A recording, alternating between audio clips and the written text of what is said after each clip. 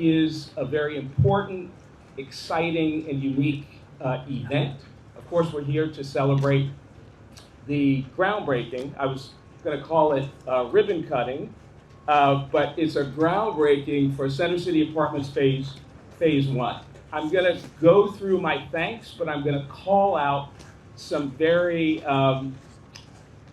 noteworthy institutions and also moments throughout this process.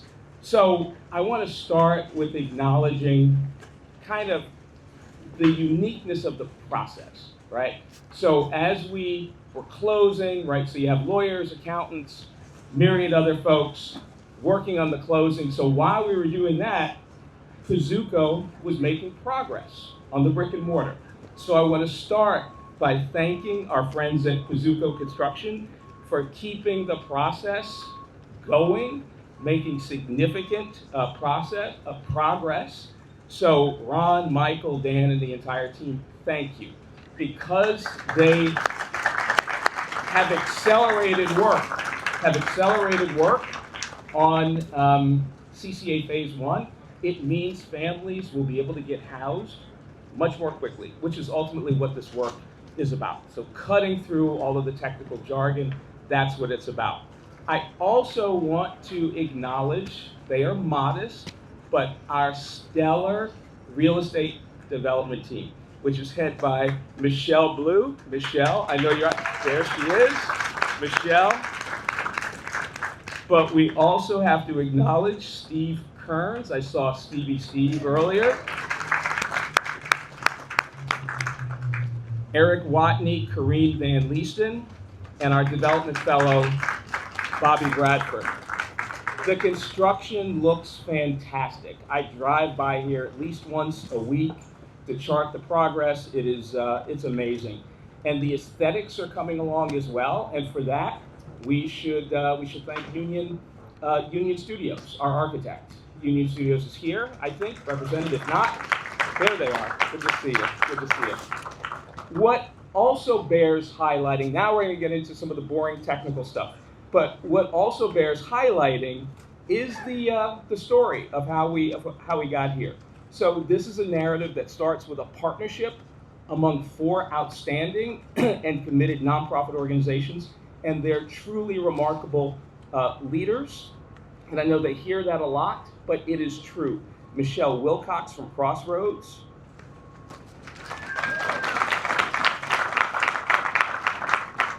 Margaret Holland McDuff from Family Service Rhode Island. And Lisa Gillette of Forster Foster Care. Thank you, Lisa. Great. They've each played an absolutely pivotal role in helping us get from point A to point Z with this project. It would not have happened without those nonprofit partners, and our partnership with them gives depth and meaning to the term it takes a village. We've also been fortunate to have the unyielding support of Mayor De Silva, and very soon I'll be able to call him my mayor because I'm moving into East Providence, buying a house, homeowner. Mayor De Silva has been one of our most engaged and enthusiastic supporters and advocates for affordable housing and community development, and we look forward to doing more work in East Providence. Mayor De Silva, thank you for your support. His administration's unwavering commitment to our investment in East Providence has factored prominently in the progress that we've made thus far, and the support from East Providence public officials doesn't stop with the mayor's office. How fortunate we are that CCA is in the districts of Senate President Val Lawson and House Whip Katie Kazarian. Thank you both for your leadership and commitment to the CCA project.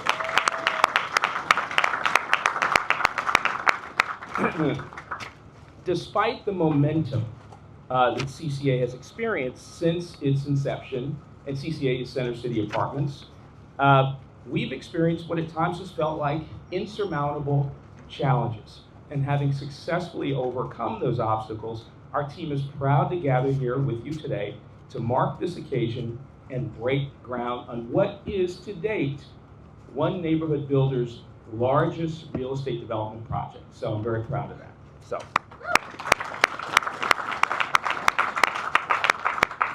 So a little bit about the details, the financial details that undergird this project. This project has 26 different funding and financing sources, right, that make up a roughly $47 million capital stack. I've worked in the development industry for 25, 26 years, and it is becoming increasingly difficult to put these deals together, but it's not every day that you see a project and work on a project that has more than 24 funding and financing sources. So that is very, very unique. Each element of our financing strategy contains an important story. And I want to take a moment to highlight a few and extend our thanks to several institutions and individuals who are interwoven throughout that story. We are first most grateful to the Rhode Island Foundation. Rhode Island Foundation was first money in and also the last money in. So I want to extend sincere thanks to David Cicilline from the Rhode Island Foundation and his team for their unyielding commitment to this project. Next, it was only because of Jeannie Cola's leadership and the incredible work of LISC, the Local Initiative Support Corporation of Rhode Island, that we were able to acquire this land with a $3.5 million acquisition loan. So thank you to Jeannie for her contribution. Thank you, Jeannie. This complex financing strategy was also bolstered by a $2 million congressional appropriation secured through Senator Reed's office. Rhode Island is truly lucky to have a congressional delegation that fights each day for the hardworking people of this state and for the affordable housing and community development sector nationally, not just for folks in Rhode Island. I'm grateful to Senator Reed, Senator Whitehouse, and Congressman Amo for their leadership and for being here today. Thank you.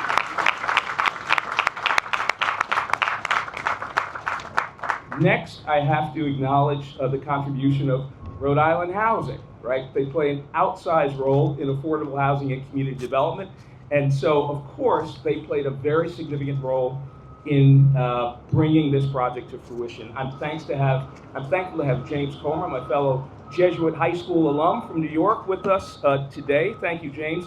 Your team's partnership and your support throughout this closing has been incredible. We are so grateful. Thanks also to Seth, Dan, and the entire Rhode Island Housing team. Let's give them a hand. They were amazing at getting us across the finish line. I also want to highlight our for-profit sector of friends, starting with Bank of America. Bank of America facilitated the construction loan and, of course, all of the financing that we needed to really activate the low-income housing tax credit equity. Maria, I'm glad that you were able to join us. I'm saying that because I have it in my remarks. I haven't seen her, but hey, there she is. Good to see you, Maria. Philanthropic support also from the Champlin Foundation and Housing Ministries of New England bears noting. And while we're here to celebrate this accomplishment, we can't lose focus, right? So I have a sense of humor, right, which helps us get through the day. A little levity is good, but we can't lose sight of the challenges that lie ahead of us. Our state continues to be plagued by a housing crisis. We have low inventory, rising rents, and an ever-evolving economic situation that is complex and challenging for many. We're operating in unprecedented times, as evidenced by the federal government's severe cuts to affordable housing programs and the increased competition for philanthropic dollars that are necessary to support this vitally important work. We at One Neighborhood Builders, I want to be clear about this.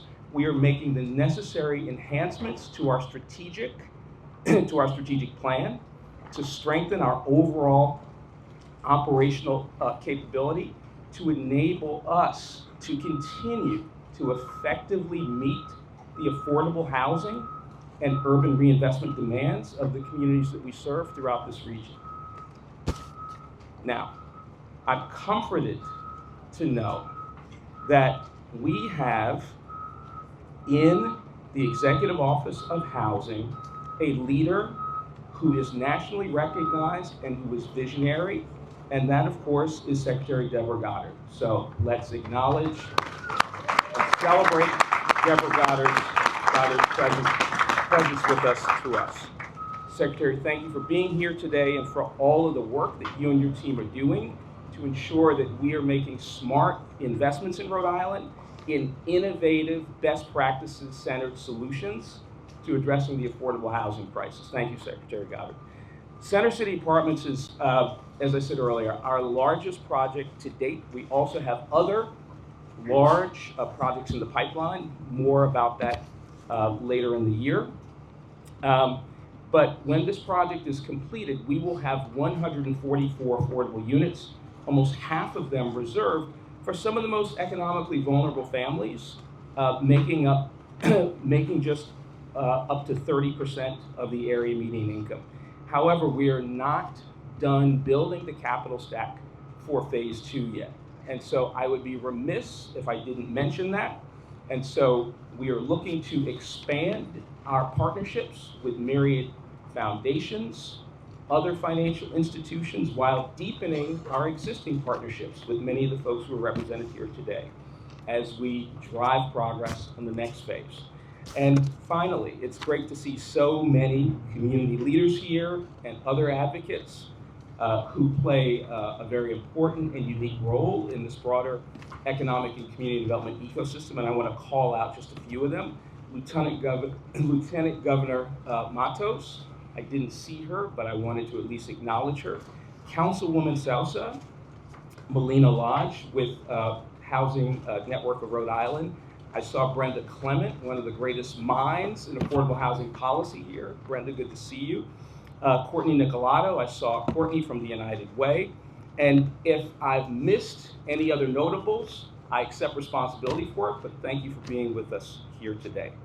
So I think this is where I turn it over to Mayor De Silva. I gave him a shout out earlier, but I want to echo the fact that we wouldn't be here today without the support of the mayor and the city of East Providence. So with that said, Mayor De Silva, it's all yours.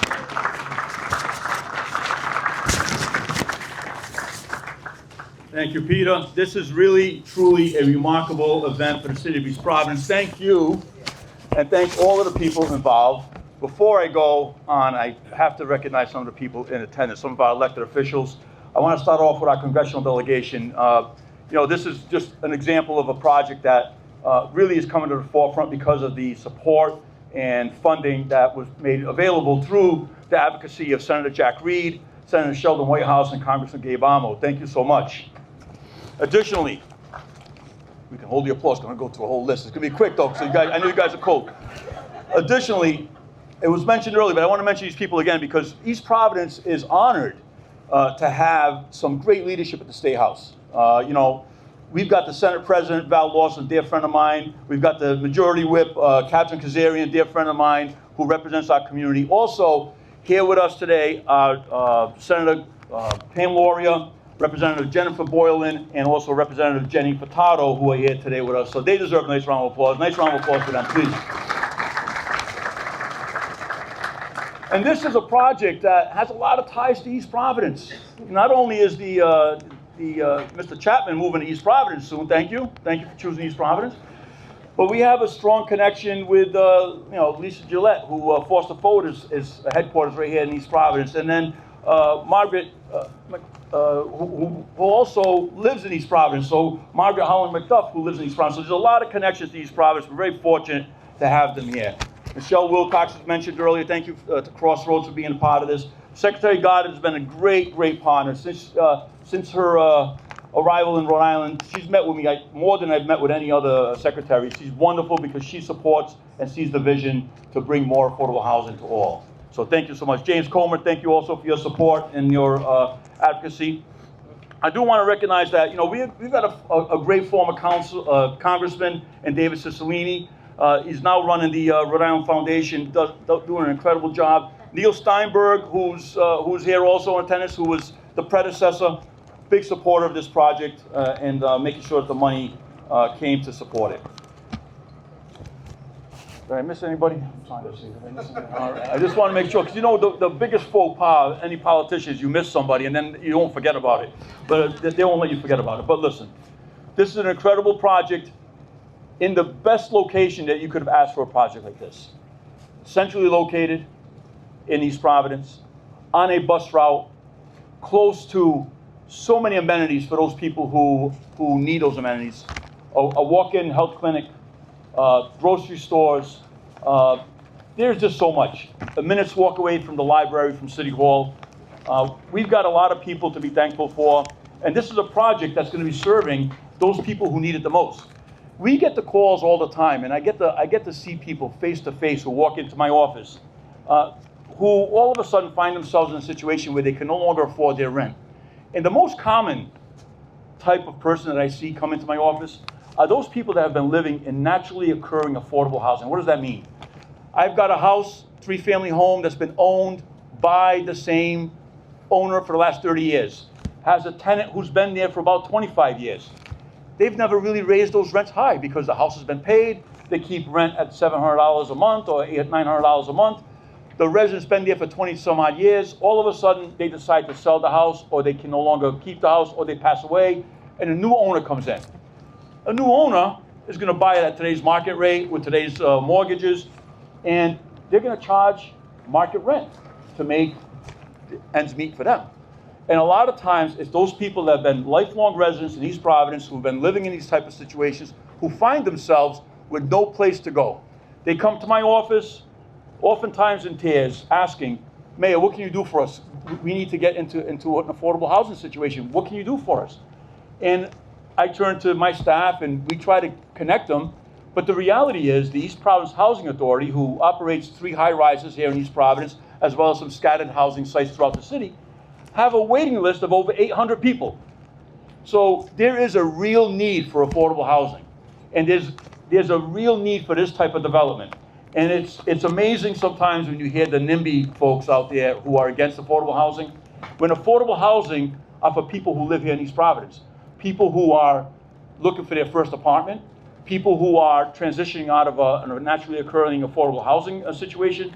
And it's something that our administration is 100% behind. It's wonderful to be surrounded by people who are in position to make a difference, who are 100% behind this. So I want to thank all of you for being here today. I want to thank you for this project in East Providence, and I look forward for more projects. Peter, we met the other day. I know you and Michelle are advocating for more projects. We are here to help you. We're here to support you. I do want to recognize a couple more people. Greg Miller from Rhode Island Infrastructure Bank is here. Greg, I know Bill Fazioli couldn't be here, but they also provided a grant to this project. Thank you, Greg, for being here. I also saw our planning director is here, Keith Bryan. Keith, I told Keith, whatever needs to happen, you get that stuff done through planning department to make sure it works. And Keith's been fantastic, him and his team. I do want to recognize also we have our police department here, always in support of us. Thank you. We have one of the best police departments in the state of Rhode Island. Thank you for being here today, Chief and Deputy Chief. And now I'll turn it over back to Pete. Thank you. Oh, to Lee, I'm sorry, I didn't have that on the show. Thank you. Thank you, Mayor De Silva. Good morning.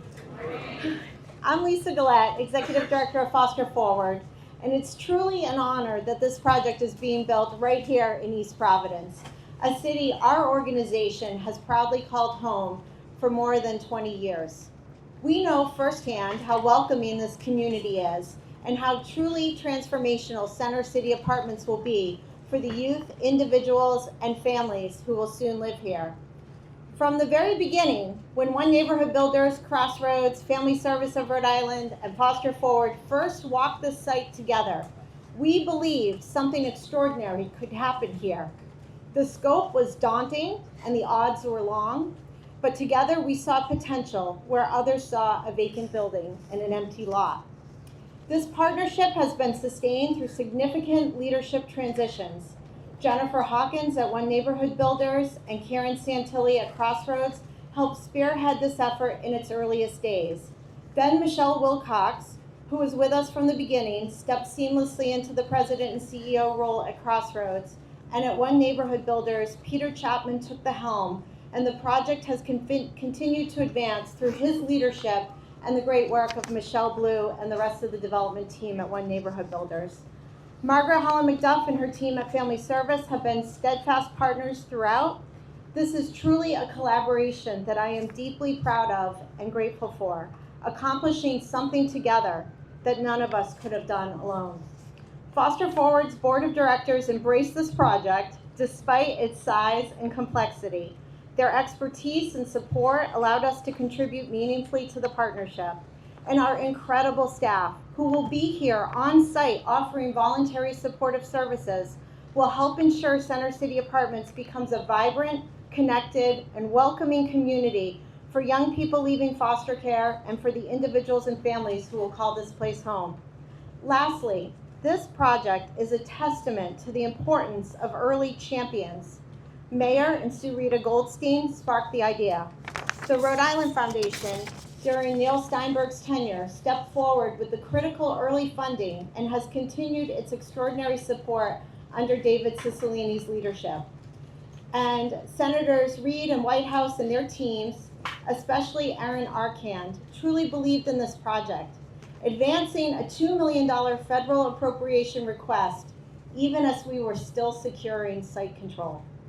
His unwavering leadership and commitment to affordable housing have been essential to making this project possible. It is my tremendous honor to introduce United States Senator Jack Reed.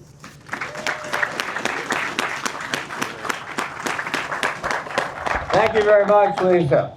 This is a great moment.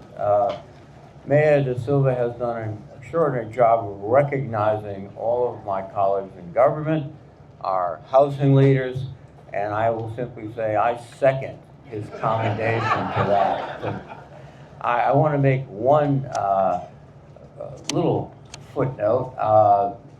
These things don't happen without the great leadership, the passion, the intensity of the mayor.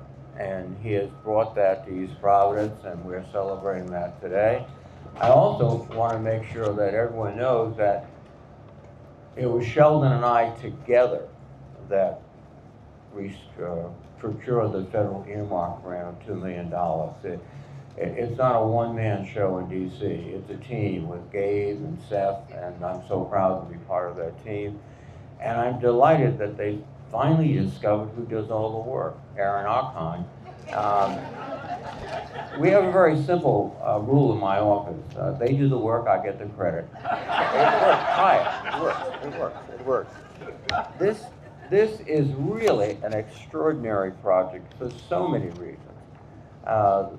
It's close to transit, close to shopping areas. It's going to accommodate people that are mostly East Providence residents who want to stay in their home and contribute to this community. And the other thing that's so important about this project is it's just not one of those things you build and forget. Because what the collaborative has done is they've put together a team to provide support for the residents in the building.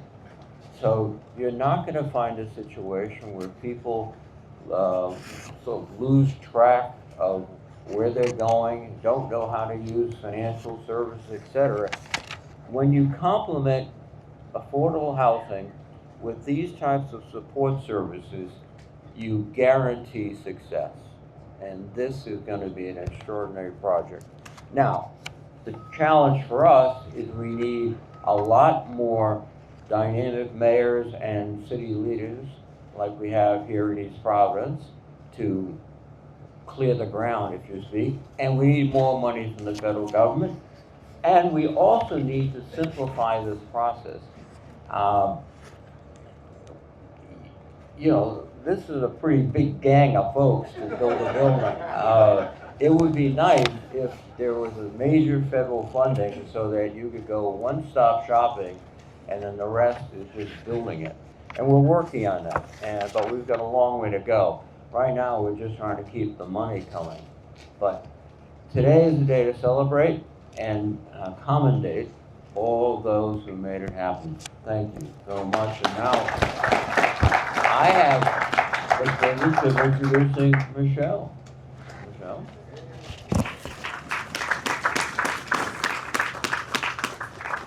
Good morning. Thank you, Senator Reed, for your steadfast leadership in helping us secure the critical support that made this day possible. I'm Michelle Wilcox, President and CEO of Crossroads Rhode Island, and as has been mentioned, this project came to be as a result of a partnership, and it's rare, I think, to see 4 leading nonprofit organizations come together in the way that we have at this scale, designing a shared vision from the ground up. A vision that intertwines affordable housing, permanent supportive housing, and comprehensive wraparound services for residents. But we understood that the challenges facing Rhode Islanders experiencing homelessness and housing instability are too complex for any one of our organizations to tackle alone. So when this project is complete, phase 1 with the 95 units, which is part of a larger 144 unit community, 40% of those apartments will be dedicated to permanent supportive housing for those most at risk of homelessness. And they're not just units, they're homes. Homes with on-site services and community space, outdoor green space, resident lounges, and office space for the partners who will walk alongside every individual and family who will move in.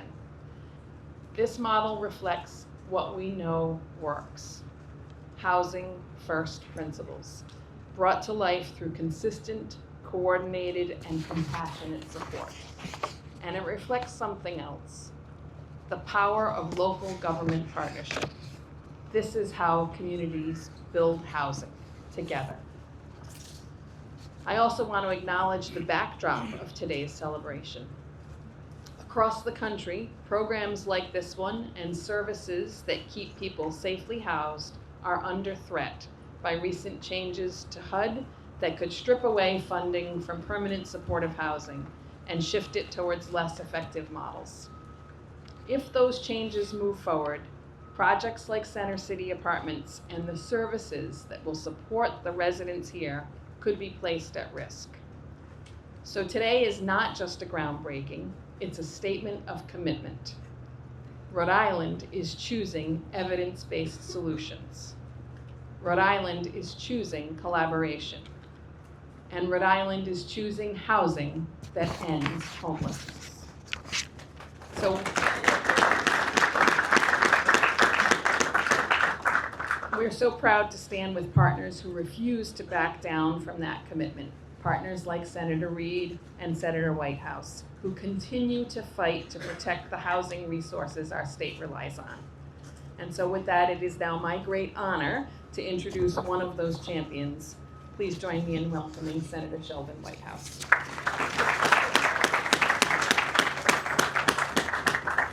Thank you, Michelle. This is a wonderful day and a truly exciting project.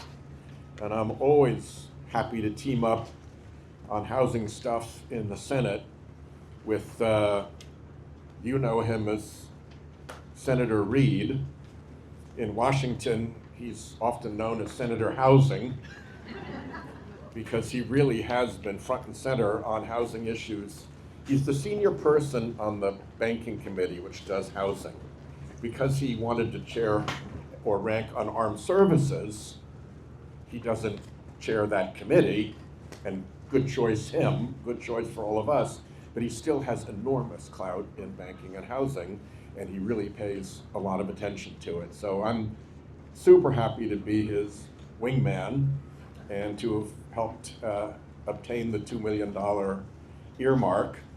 We also did some battle with the Treasury Department to make sure that the ARPA funding, $17 million plus worth in this project, could go to low-income, long-term housing financing, which was a change that the Treasury Department made under pressure from the delegation and helped make sure that other tranche of federal money came through. So this is a $30+ million federal project, and moments like this make us want to go back down to Washington and make sure that that funding stays, that it sticks, that the capable civil servants who administer it are not run out or scared out or tormented out, and that we have the resources to continue to do projects like this here in Rhode Island and around the country. I'll close by saying that when we come to these things, very often nice things get said about the congressional delegation, but just like take a look at the nonprofit dream team that we have here. This is something to celebrate right there.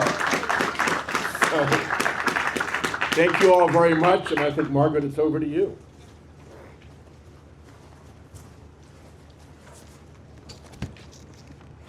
Thank you so much, Senator.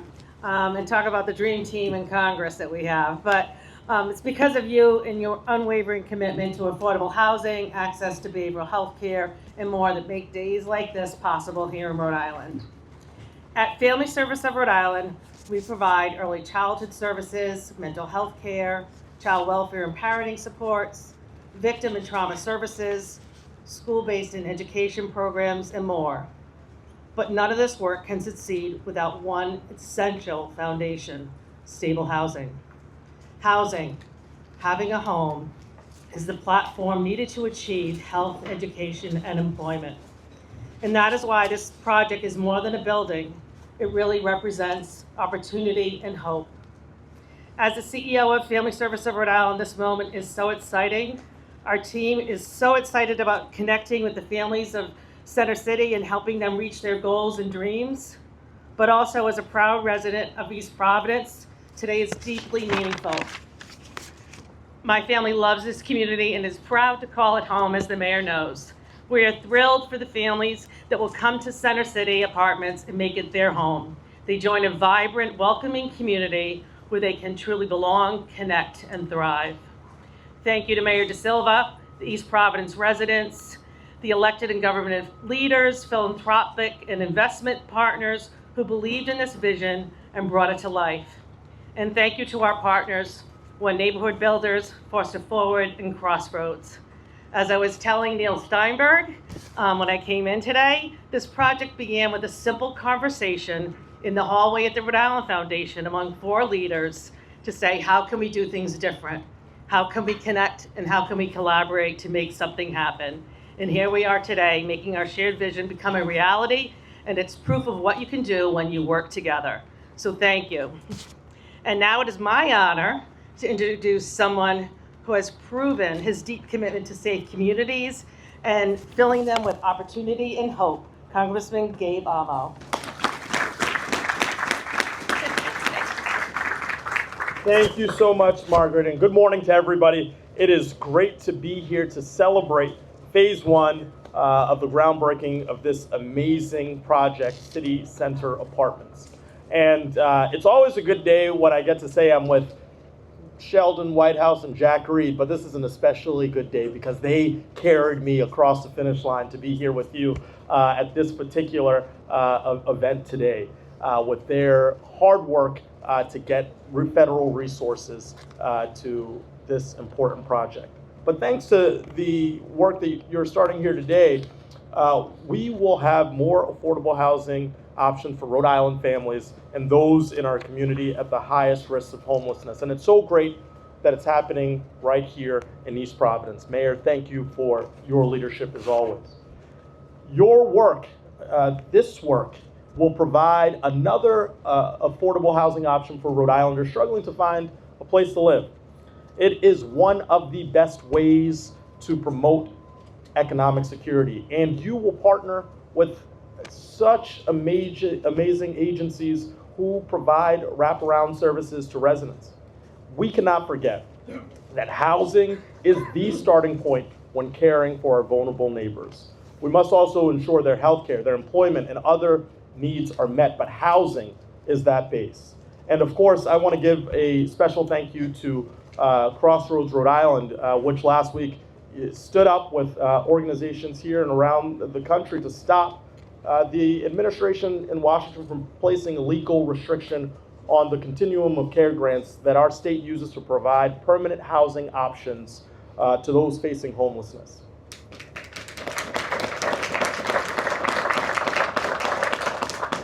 And I'm proud to work alongside your lawsuit and the case brought by Attorney General Nerona, joining over 200 of those in the House Democratic Caucus in urging the Department of Housing and Urban Development to release continuum of grant funding you need to continue this essential work. But as you know from this project, it takes all of us working together to find creative solutions to the housing crisis. It is why it's so inspiring, as you heard Senator Whitehouse say, to see an all-star team of nonprofit leaders here. This is where that phrase, "it takes a village," truly applies. From the state, local, and federal leadership in providing funding and tax credits, and of course the appropriations from Senator Reid and Whitehouse, to the private businesses providing financing to the nonprofits. This is a team effort and a model that I hope we're able to replicate across our state. And as I continue this work in Congress, I'm focused on supporting projects like this, like expanding the low-income housing tax credit, working on legislation with a senator from California to turn old government buildings into new housing and let local governments better meet the housing needs of their communities. So this will continue to be a theme every single time we're at one of these. There is a great amount of inspiration, a tremendous amount of hope that amidst all of the difficulties we face, we can get big things done when we work together. So with that, I will turn it back over to Peter. Thank you again and congratulations. Thank you, Congressman Amo, for your remarks and for being with us today. So, as you can tell, CCA is the product of really a cross-sector effort, right? So public, nonprofit, for-profit. With respect to the public sector, I also want to acknowledge the contribution of folks in the legislative branch of state government. So CCA is extremely fortunate to have as our representative in the legislature, in the Senate, Val Lawson. Val Lawson is going to come up and speak.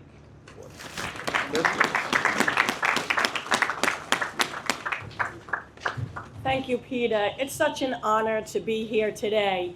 And as Peter mentioned, he drives by here every week.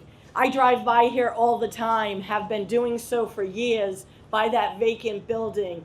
And when this dream team came to me with this idea of supporting this funding, I was fully on board with it.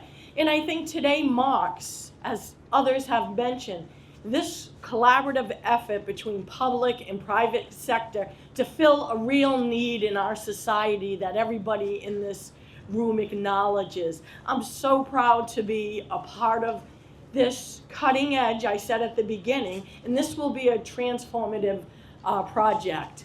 I'd like to acknowledge my colleague, Senator Laurier, who's been very supportive of this process, as well as the other East Providence Senator, Robert Brito. And the mayor deserves a lot of credit because he has been a driving force educating our community on the need. So this really has been a collective effort, and it will be transformative here for East Providence. But really, this is a model for this community, our state, and this nation. And I just want to thank everybody's participation, from the federal delegation to the local leaders to all of the advocates and community partners. And like the mayor, I'm willing to be supportive and continue in that process here in East Providence. We welcome you and thank you.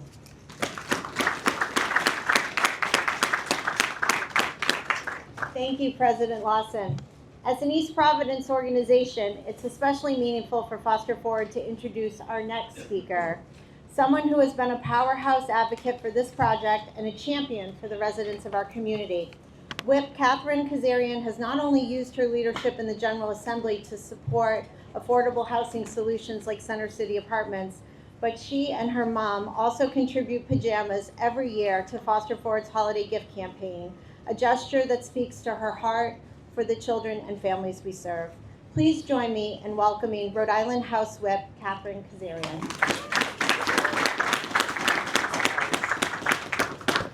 Thank you all. My name is Catherine Kazarian, and I am so grateful to have the opportunity today to welcome all of you to my district here in East Providence, and to be joined by two of my colleagues from East Providence and in the House, Representative Jenny Furtado and Representative Jen Boylan. I believe Representative Matt Dawson is also here somewhere. But on behalf of Speaker Shikarchi and the entire Rhode Island House of Representatives, I would like to congratulate One Builders, Crossroads, Family Services of Rhode Island, and Foster Forward for this incredible concrete step towards building this housing project that our community so desperately needs. You know, I'm born and raised in East Providence. I remember when this area had the duck pin bowling alley. I remember when this area was just vacant buildings and an empty lot. And I remember when this concept of building housing over here was just an idea. And in this time when the cost of living seems to be going up and up every day, I am so thrilled to be here at the groundbreaking for this project and to be in a room with people and organizations who are prioritizing building affordable housing. So thank you all again for your work and for making this project happen. And now I'd like to introduce Secretary Deborah Goddard from the Executive Office of Housing. Thank you.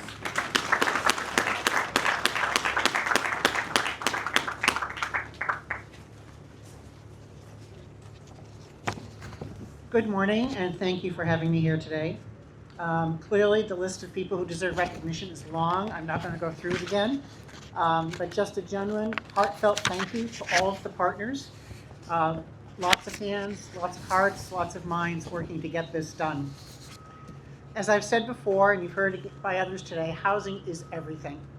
It's the foundation that allows us to meet nearly every other need in our lives. It shapes our decisions about health, relationships, education, work, and our future. Housing is our tether to community. It is what holds us steady as we navigate life's challenges and opportunities. And yet, here in Rhode Island and across the country, too many people lack a place to call home and feel the effects of the housing crisis. Its causes are complex, and each of us experiences them differently. Which is why, if you'll bear with me, I'm going to refer to a well-known parable, The Blind Men and the Elephant, to illustrate the challenges, complexity, and highlight the importance of collaboration in finding a solution. You may recall that the parable tells the story of 6 blind men who attempt to learn what an elephant is, each touching a different part of the elephant, the trunk, the leg, the tail, the side, and each comes away with a completely different understanding of what the animal is. They argue about who is correct, but the truth is that each of them is feeling only one piece of a much larger whole. Housing is much the same. Everyone experiences a different piece of the housing crisis. For some, it's rising rents. For some, it's the challenge of buying a first home. For others, it's homelessness or a lack of accessible housing. Or we could keep going, barriers to production, difficulty in attracting and retaining employers and employees. Each of these is a part of the same larger reality, the full elephant, if you will, the whole housing system we're trying to understand and fix. Just like in the parable, if we focus on only one piece of the problem and solution, whether from the perspective of a developer, a neighbor, a service provider, an elected official, a future resident, we risk missing the bigger picture. Housing is not a single problem with a single solution. It is a complex, interconnected system, and it requires all of us to see our part and work together to understand its full shape and create meaningful change. That's why projects like CCA matter. They reflect a shared understanding of the whole and a collective commitment to action. For Center City Apartments, multiple perspectives on that elephant have come together through the partners making it a reality. One Neighborhood Builders is collaborating with nonprofit service providers, Crossroads Rhode Island, Family Services of Rhode Island, and Foster Forward, combining expertise, resources, and insights to address our housing issue from every angle. By uniting these different perspectives and contributions, we gain a more complete understanding of the elephant, tackling the housing challenge as a whole, and creating a lasting, positive impact on the community. As we continue to celebrate groundbreakings and ribbon cuttings, we must keep building a culture of people willing to contribute their small piece of understanding to the large elephant, bringing their perspectives, ideas, and energy so that together we can achieve real, lasting change in Rhode Island's housing ecosystem. Thank you.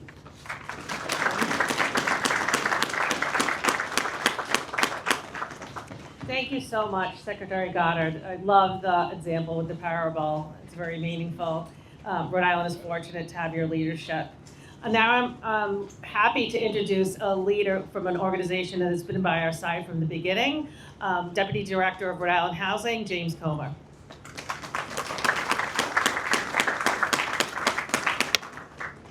Good morning. I know everybody's out there. It's a little chilly, and we'll try to keep this to about 20 minutes or so.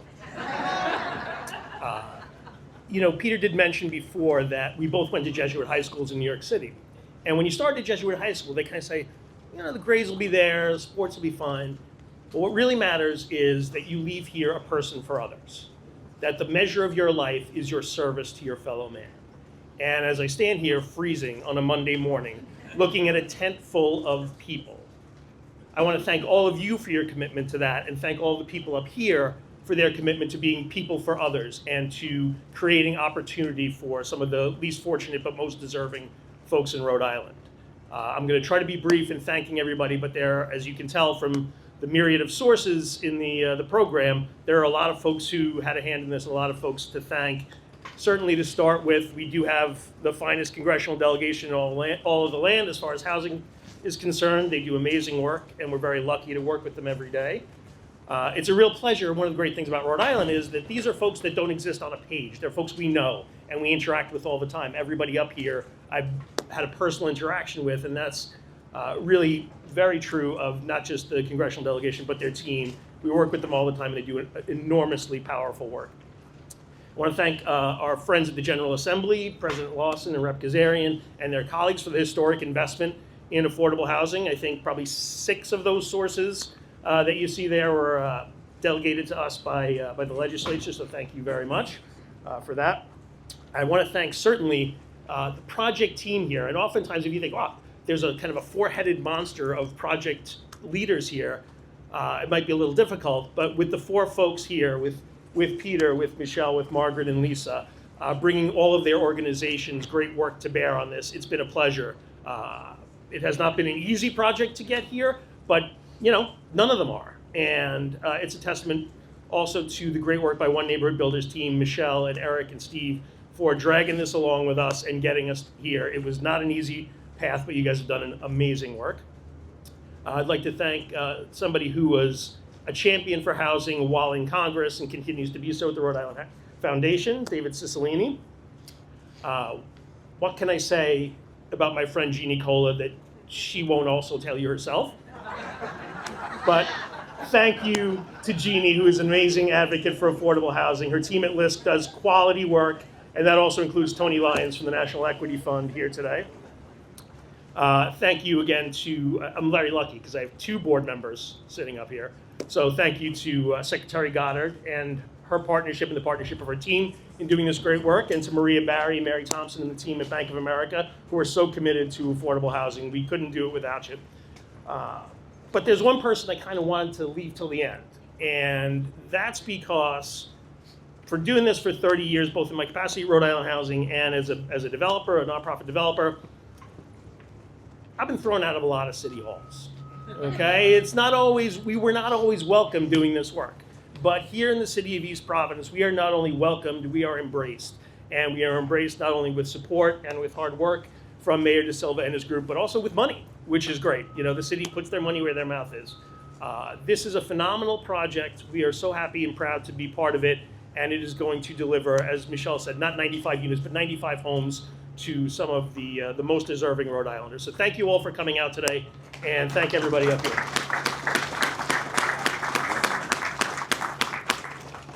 Thank you, James. Our next speaker represents an organization without whom this project would not have been possible. LISC Rhode Island stepped up early with a $3.5 million acquisition loan and a $300,000 recoverable grant.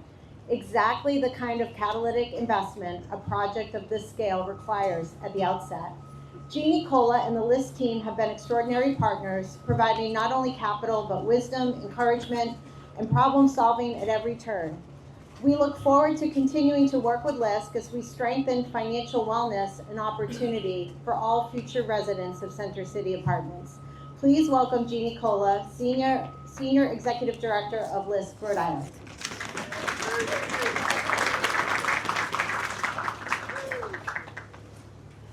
Woo-hoo! I'm Jeannie Cola, the director here at the Local Initiative Support Corporation. I am thrilled to be here today. For those of you who may not know, it's always sunny on affordable housing groundbreaking days because they are two of the best days of the year. We break the ground, great day. We cut the ribbon, a better day. 95 individuals and families are going to have an opportunity to live in this facility. We heard about policy from our federal delegation. We heard about money from our partners. We heard about the governments of the municipalities that are encouraging and welcoming. We heard about the enormous amount of work that has been done with the partner organizations to deliver this project. And I am so happy to know and to support each and every one of the phases of the process. But I just want to say that we can do more, we should do more, and we're responsible to do more and to do it better and to do it faster. Think about how cold it is today. We're all sitting here and we're very cold. But think about individuals and families that may not have a home tonight or have a place to go. You know, we have a responsibility to our neighbors, and so I'm happy to be part of the solution. I know all of our partners up here are happy to be part of the solution. So let's continue with good policy, let's continue with the money, let's continue with mayors that welcome this housing, and let's continue with innovative and collaborative partnerships that will provide the opportunities for these projects. I too want to recognize my colleague Tony Lyons, who is here as the National Equity Fund. They are a tax credit investor and syndicator, that's it. They bring a lot of the resources to bear, and without them, a lot of these projects wouldn't happen. So thank you, Tony, for being here today. And so thank you all. We're looking forward to phase 2, and we're looking forward to many more of these, Mayor De Silva. So thank you all. Thank you, Jeannie. Ditto to everything that's been said about Jeannie. She's a force of nature. So no community can move the dime on affordable, mixed-income housing, comprehensive neighborhood development without an active and engaged community foundation. So this is why I am pleased to introduce David Cicilline from the Rhode Island Foundation. The Rhode Island Foundation provided a pre-development grant, just to give you some details, a pre-development grant of $135,000, and then an operating grant of $115,000. And then toward the end of this project, they provided a $3 million, very, very patiently structured loan to this project. So without further ado, David Cicilline. Good morning. Thank you, Peter. It is a really great pleasure to be here. First to say thank you to our extraordinary congressional delegation. The best congressional delegation in America. I was reluctant to say that when I was a part of it, but now that we've upgraded with Congressman Amo, I'm confident in saying it. So thank you for your incredible leadership. Thank you to President Val Lawson and the legislators and Whip Kazarian for your support. Thank you to our many partners. It is hard to imagine how anyone could say no to Michelle and Margaret and Lisa and Peter. And the extraordinary commitment of these 4 individuals and their organizations is really what made this happen. I want to acknowledge my predecessor, Neil Steinberg, who was the early supporter of this collaboration. I also want to recognize Ricky Bogert, who is the person responsible for our impact investing at the Rhode Island Foundation, who shepherded the $3 million loan. He deserves his own round of applause. This $3 million loan commitment is the largest we have made through our impact investing program. And this program is really a transformative approach to infusing capital into the community we set aside a percentage of our endowment for making these kinds of investments in projects that really have a potential to make a difference for our neighbors and our community, as well as generate a return. And since launching the Impact Investment Program in 2017, we've made over 20 strategic investments, including loans, lines of credit, and an equity stake that really have touched virtually every sector of Rhode Island's economy. So it really allows us to align our financial investments with our mission and to deploy more capital to benefit Rhode Islanders and to support larger scale projects like this. And so we are really excited because this perfectly aligns with our housing and economic mobility priority, which is part of our 5-year action plan. But as Jeannie Cola said, we're here freezing, and you hear about capital stacks and 24 partners, and it's sometimes easy to lose sight. There are actually 95 families whose lives will be transformed because of this. So as Jeannie said, let's do more of it, let's do it faster, let's have an even greater impact on the state that we all love. Congratulations to everyone who's been part of it.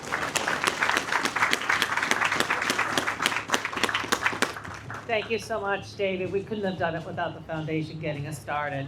And we're getting there. We got, I think, one more speaker, and then Peter's going to wrap us up. And we couldn't have done it without Bank of America, so I'm happy to introduce Maria Barry.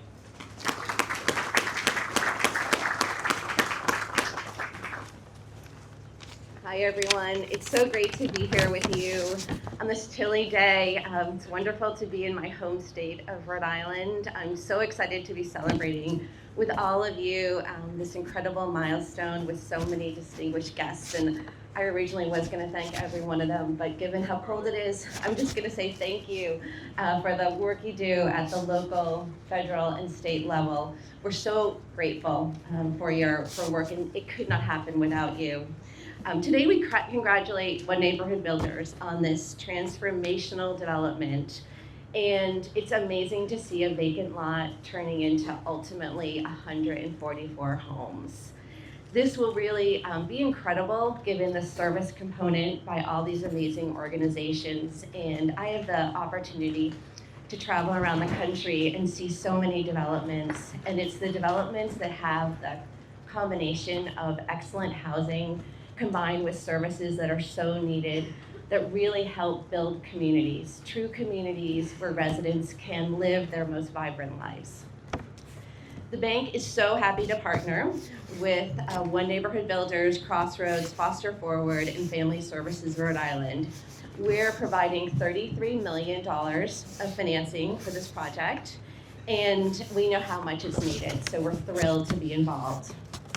I really want to give a big shout out to the One Neighborhood Builders team. I remember having lunch with them when this was on the table, and they were working so hard to bring it together. So Peter, Michelle, Steve, Eric, congratulations to you. This is a major accomplishment. And of course, our funding partners, James, Rhode Island Housing, David from the Rhode Island Foundation, Jeannie from LISC, and Tony from NEF. The partnership's incredible, and I heard Peter say 26 sources of financing. Last year, we financed $7.8 billion worth of housing around the country, and I think this is a record for us. So congratulations on pulling it all together. That's really amazing. Also want to give a quick shout out to the Bank of America team, my teammate Kevin Tracy, who was here earlier, Kimberly Milligan, who's here as well, Kate Hannafin, who's also in the audience, and Mary Thompson. I'm so grateful for all of you delivering our mission so that we can really make a difference in the lives of the residents and the communities we serve. This is clearly a team sport, and we are so happy to be on this team. So together, we're going to build more than housing in Rhode Island and in East Providence. We're building a stronger and more stable community and giving residents the opportunities they deserve. So thank you so much for having us, and congratulations to the team. Thank you, Maria, and thanks to B of A, the omnipresent B of A. We couldn't do it without you. Thank you so much. So we are heading into the home stretch of this event. There are a few folks I want to acknowledge before we close. So, excuse me, Emily Rosenbaum from NeighborWorks is here. Hey, Emily, let's give Emily a hand. NeighborWorks is a critically important partner for us. And last, almost last, but certainly not least, we have 3 members of our board. I saw them. I didn't have a chance to speak with all of them, so Lorraine Lally, our board chair, is here. I saw our treasurer, Dominic Delmonico. Dominic, good to see you. And Chris Kohler, who is a member of our finance group committee. I saw Chris. And then finally, someone who doesn't get enough of a shout out, but our COO/CFO, Tanya Johnson, who helps us marshal the resources we need to get our work done. I saw Tanya earlier. Thank you, Tanya.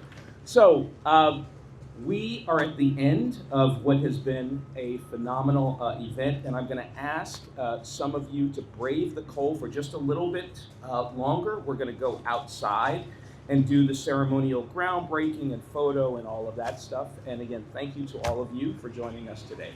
Look forward to working with you in the future. Thanks.